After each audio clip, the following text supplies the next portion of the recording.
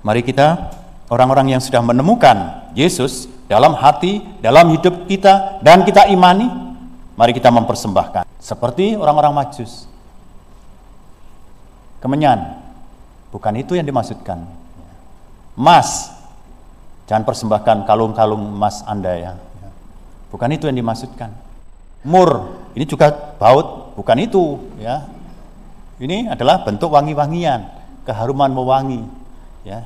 Jadi maksudnya apa yang bisa kita persembahkan kepada Tuhan, yaitu hidup iman yang penuh sukacita karena Tuhan datang di tengah-tengah kita. Semoga anak-anak Yesus lahir dalam keluarga, dalam komunitas Anda, dalam paroki, dalam sukacita dan damai, sehingga nanti kita pun pulang dari gereja, kita pun dengan sukacita. Inilah saudara-saudaraku yang telah menemukan Kristus, ada sukacita.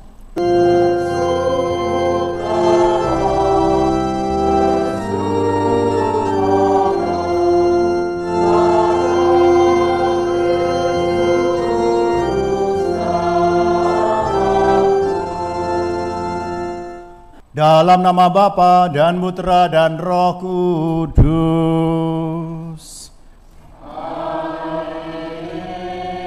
Rahmat Tuhan kita Yesus Kristus, cinta kasih Allah dan persekutuan Roh Kudus bersamamu.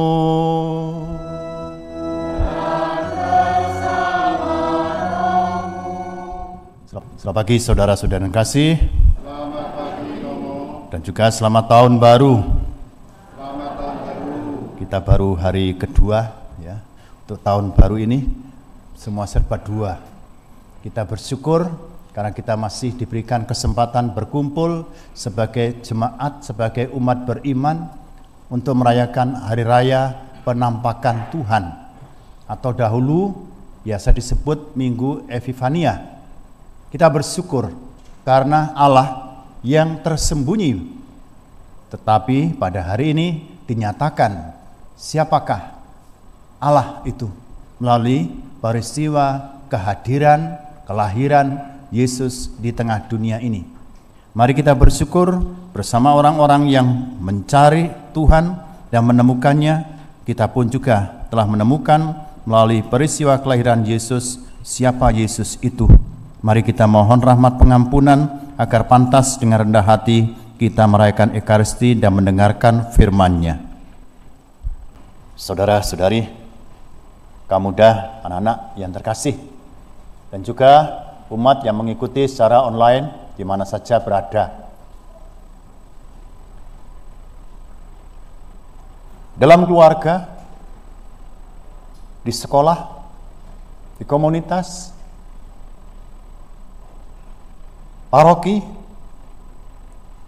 karena kita ini kumpulan orang banyak, maka ada orang membuat kategori macam-macam.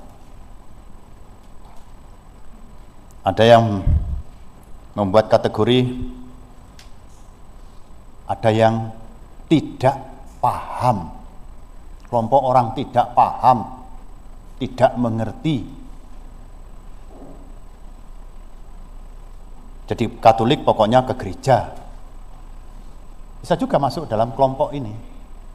Di rumah juga ada anak-anak mungkin diberi penjelasan oleh orang tuanya, tidak mengerti. Sehingga orang tua mengatakan, angel. Angel kandhanane. Itu bisa. Ada juga salah mengerti, salah paham. Natalan itu harus ditandai dengan pohon Natal, pohon cemara, sehingga masuk hiasannya di panti imam.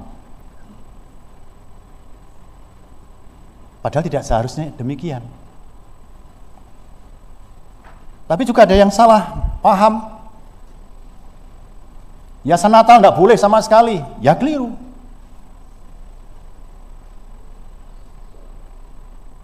Sehingga di sini bersih, tidak ada mana tiga rajanya, tidak ada lagi.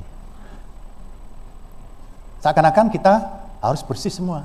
Jadi kita membutuhkan saluran untuk memahami. Hiasan Natal akhirnya bersih, tidak ada semua. Kapan berakhirnya masa Natal? Bisa karena kurang memahami dalam liturgi. Salah mengerti, mengeterapkan.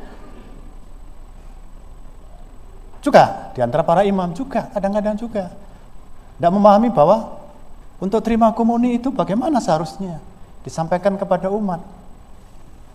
Nah, Jember ini karena ada 2 paroki, pasti juga ada yang keliru. Di sana boleh kok Romo, di sini kok tidak boleh. Apanya tidak boleh? Terima komuni dibawa ke belakang. Itu ada aturannya. Mungkin Romo tidak membaca dokumennya, bisa salah.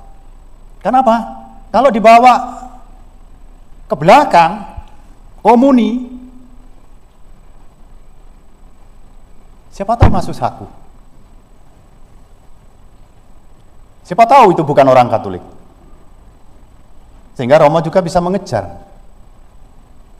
Salah memahami. Salah mungkin memberikan penjelasan. Lah, di sini mari kita mencoba. Bukan gagal memahami, tapi salah memberikan penjelasan. Boleh dibawa? Tidak boleh. Harus di depan petugas memberikan komuni. Langsung. Tidak bawa ke bangku itu. Nanti kalau bawa ke NTT malah mungkin bisa jadi masalah, dikaploki oleh umat. Karena mengira itu bukan orang Katolik. Disalahgunakan. Oh, saya bawa pulang saja, nanti di rumah ada saudaraku yang sakit, orang tuaku yang sakit. Inilah namanya dosa sakrilegi. Paham. Nah, ini kita semua mencoba memahami hari raya Epifani ini apa maksudnya. Sehingga disebut juga hari raya penampakan Tuhan. Dahulunya dalam sejarah-sejarah gereja awal itu jadi satu.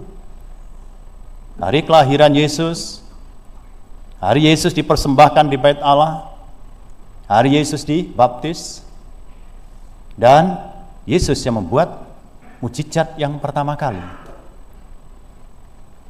Tetapi kemudian dalam abad 2 mulai dipisahkan.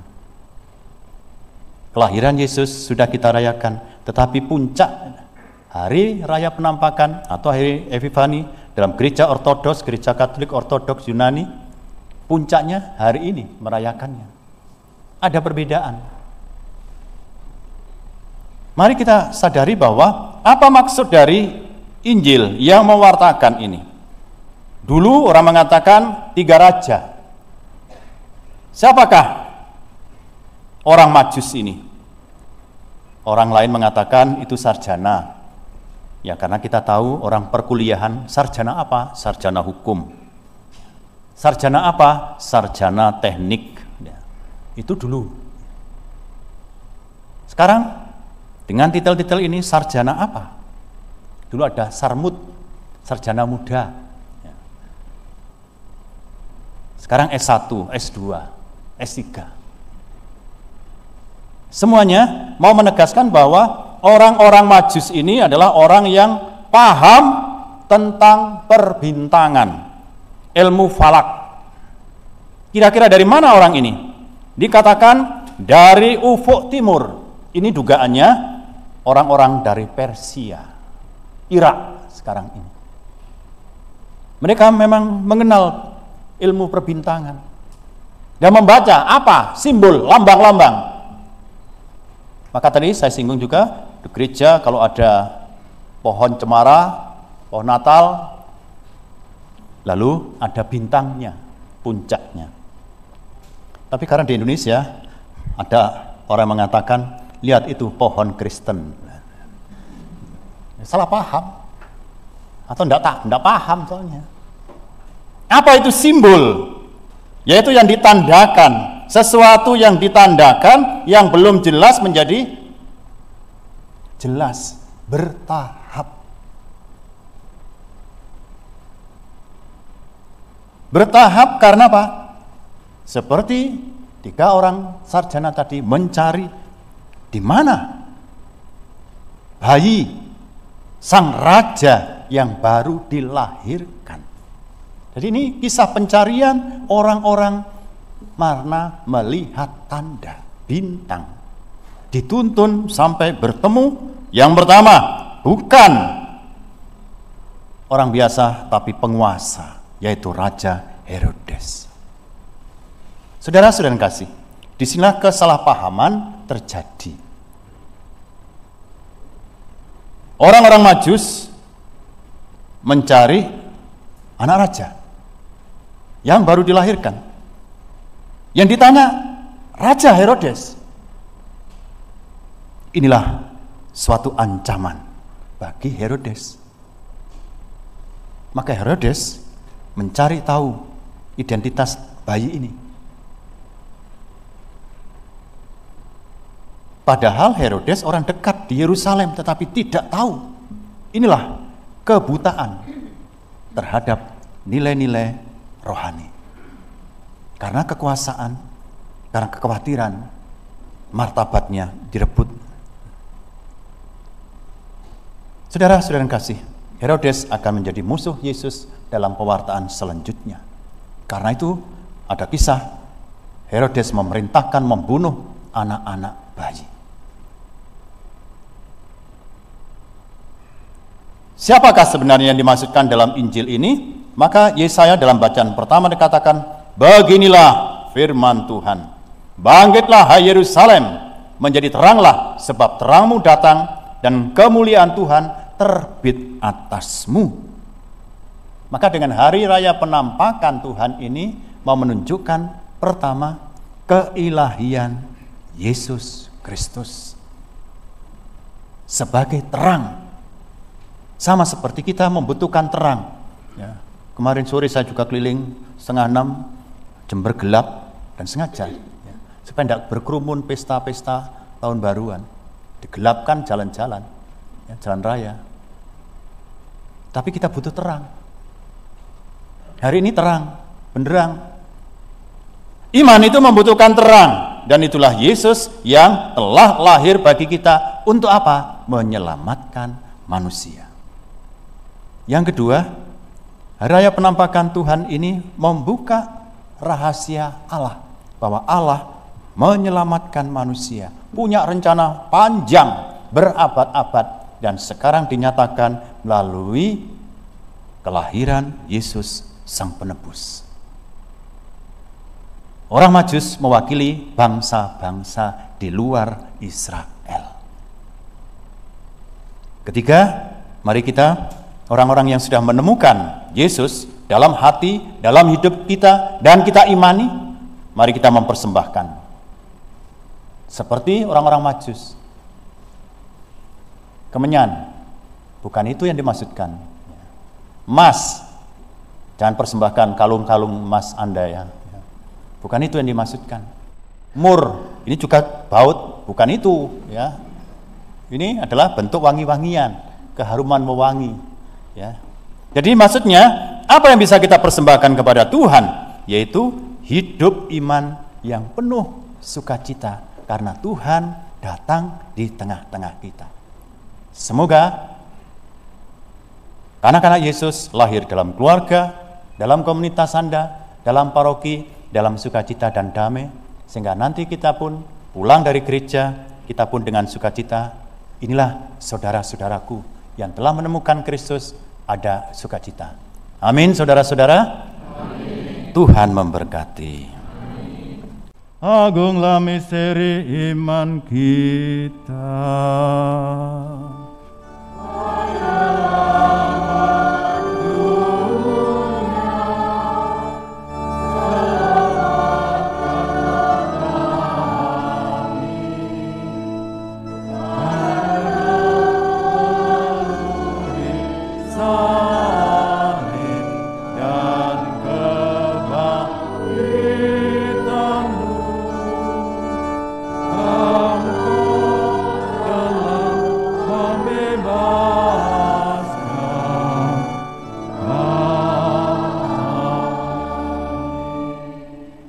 Kami telah melihat bintangnya di ufuk timur, dan kami datang menyembah Tuhan dengan membawa persembahan. Mohon perhatian sebentar, tadi sudah diumumkan untuk anak-anak yang belum terima komuni, ya, ada kesempatan sendiri untuk menerima berkat dari Romo. Orang tua atau pendamping mohon untuk memperhatikan. Jadi setelah selesai komuni yang lain, supaya Asim tidak bingung mau memberkati, tidak boleh. Ya, memberi tanda salib pada dahi, sentuhan juga masih belum boleh. Karena itu diberikan kesempatan bagi anak-anak yang belum terima komuni supaya maju setelah selesai semua. Nanti Romo akan memberikan berkat. Minggu lalu sudah diumumkan, tapi kalau hari ini belum dilaksanakan, baik mulai minggu depan, orang tua kami mohon untuk perhatiannya. Juga bagi orang tua yang membawa bayi, untuk sementara janganlah dibawa dulu. Ya, ini kan untuk prokesnya supaya kita semua aman untuk kesehatan kita. Terima kasih untuk perhatiannya. Bapak Ibu, mari kita mohon berkat Tuhan mengakhiri perayaan Ekaristi hari Minggu ini dengan sukacita dan membagikan, karena kita telah melihat penampakan Tuhan melalui peristiwa kelahiran Tuhan.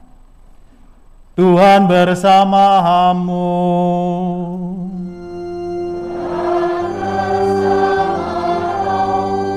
Semoga keluarga, komunitas, pekerjaan, pendidikan, serta rencana-rencana baik kita semua dipimpin dan dilindungi berkat Allah yang Maha Kuasa, Bapa dan Putra dan Roh Kudus.